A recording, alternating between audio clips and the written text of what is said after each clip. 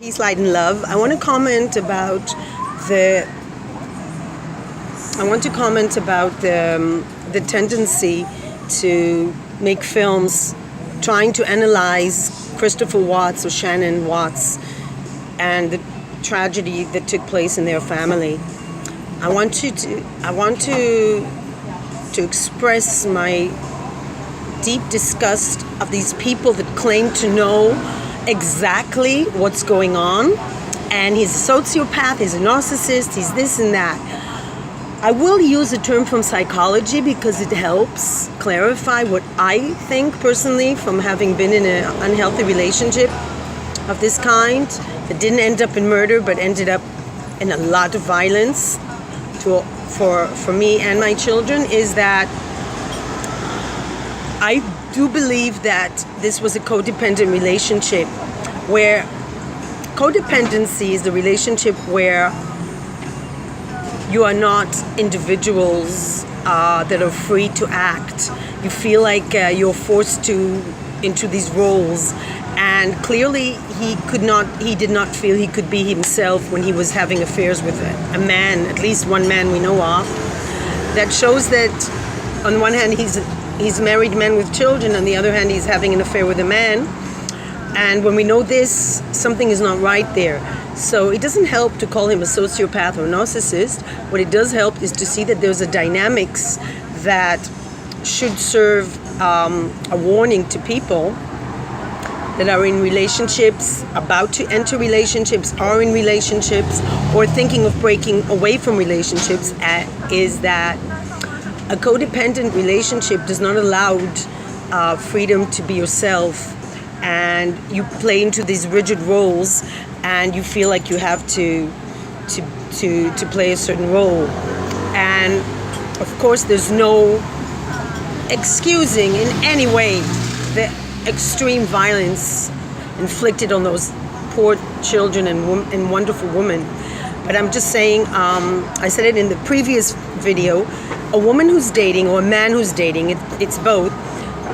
If you're in a situation where you have unsolved issues within yourself, please go to therapy and work on yourself, and continue to do so constantly. Keep checking in on, am I getting into relationships where I am being led into a situation that I feel I cannot control my life. I'm losing control over who I am and what I want. And the important thing is to realize that you have a choice. They look very, very happy, but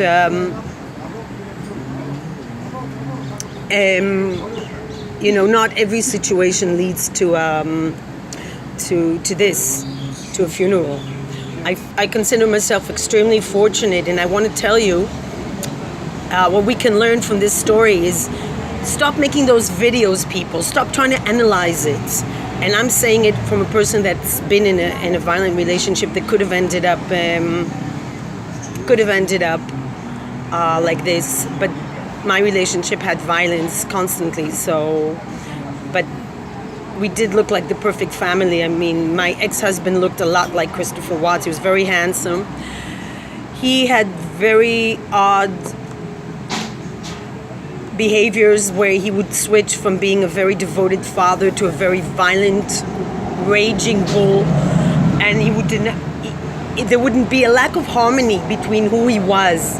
On the one hand, he was very devoted, very connected to children like Christopher Watts, constantly coming home to the kids and being busy with them. And on the other hand, he would just be like extremely violent and treating them like objects, and me too. So I think this is a sign of a codependent relationship where a person has a lot of deep issues, whether it's narcissism, clearly it was, sociopaths, whatever, not dealing with your issues and getting into relationships that are very tight, and not working on it with a therapist, a good therapist that would help you resolve your issues so you don't lead a double life.